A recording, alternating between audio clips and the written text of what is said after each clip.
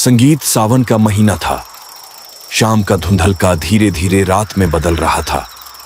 मोहन अपनी पुरानी साइकिल लेकर खेतों के बीच से गुजरने वाली पगडंडी पर चला जा रहा था। उसे अपने गांव चंदनपुर पहुंचना था, लेकिन आगे चारों ओर एक अजीब सी शांति फैली थी। लगता है बारिश आने वाली है, जल्दी चलना होगा। जैसे ही मोहन बेल के पेड़ के पास पहुंचा, अचानक तेज हवा चली और आसमान गहरा काला हो गया। धान के खेतों से धुआं जैसी सफेद धुंध उठने लगी। मोहन ने पैडल तेज चलाए, पर तूफान आ गया। कुछ ही देर में मूसलाधार बारिश शुरू हो गई। हे भगवान, अब कहां जाऊं? बारिश से बचने के लिए वह एक पुराने कुएं के पास बनी टूटी मढ़ैया में घुस गया। जैसे ही वह अंदर आया, उसे पीछे से आवाज सुनाई दी, एक खुरदुरी, धीमी, डरी हुई आवाज। लगता है रास्ता भटक गए हो बाबू। मोहन चौंक कर मुड़ा। मढ़ैया के कोने में एक बूढ़ा बैठा था। आंखों में अजीब सी चमक और उसके कपड़ों से गीली मिट्टी और धुएं जैसी गंध आ रही थी। आप यहां इतनी रात? मैं यहीं रहता हूं, पास ही मेरा घर है। चलो, बारिश तेज होगी, वहीं ठहरना। मोहन ने बाहर देखा। हवा और भी भयंकर हो गई थी। मजबूरी में वह बूढ़े के पीछे पीछे चल पड़ा। दोनों कच्ची पगडंडी से होते हुए एक पुराने जर्जर घर तक पहुंचे। घर के सामने नीम का पेड़ और हर तरफ सन्नाटा। आओ बाबू, यहां डरने जैसा कुछ नहीं। मोहन अंदर गया। दीवारें काली, कोने में मिट्टी का चूल्हा और एक लालटेन जो बिना हवा के भी स्थिर जल रही थी। तभी भीतर से पायल की धीमी छन छन सुनाई दी। मोहन थोड़ा सिहर गया। अंदर कोई और भी है? मेरी बेटी है, सावित्री। धीरे धीरे एक लड़की बाहर आई।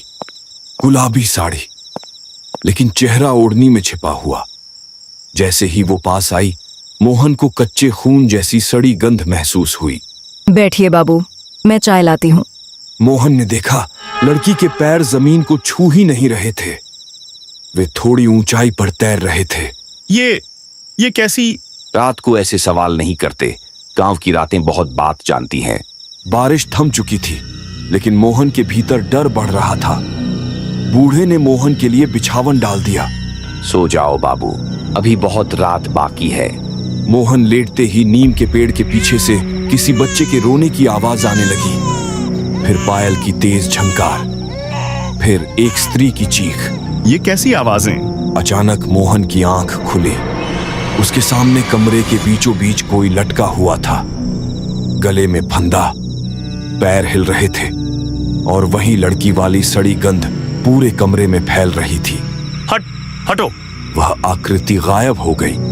बाहर बूढ़ा मचान पर बैठा पत्तल में कुछ काट रहा था। जाग गए बाबू? डर गए क्या? यही जगह है जहां सबकी कहानी खत्म होती है। फिर उसने कहानी शुरू की। कई साल पहले इस घर में बूढ़ा, उसकी सुंदर बेटी और एक लालची जमींदार का बेटा रहता था।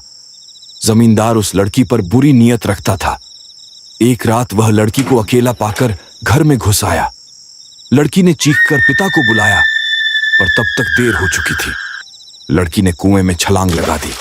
गुस्से में बूढ़े ने जमींदार को नीम के पेड़ पर लटकाकर मार दिया। फिर दोनों बाप बेटी ने इसी घर में आग लगा दी और जलकर मर गए। तब से जो भी बारिश में इस रास्ते आता है, वो हमारी कहानी का हिस्सा बन जाता है। मोहन का डर हद से बढ़ चुका था। किसी तरह भोर होते ही वह घर से भागा, पर कुछ दूर जाकर उसे याद आया, उसका पैसे वाला थैला वहीं छूट गया है। अरे, मेरा बैग! वह वापस लौटा, लेकिन घर गायब। उसके स्थान पर सिर्फ जली हुई राख, टूटी लकड़ियां और नीम के पेड़ पर बंधी वही पुरानी रस्सी।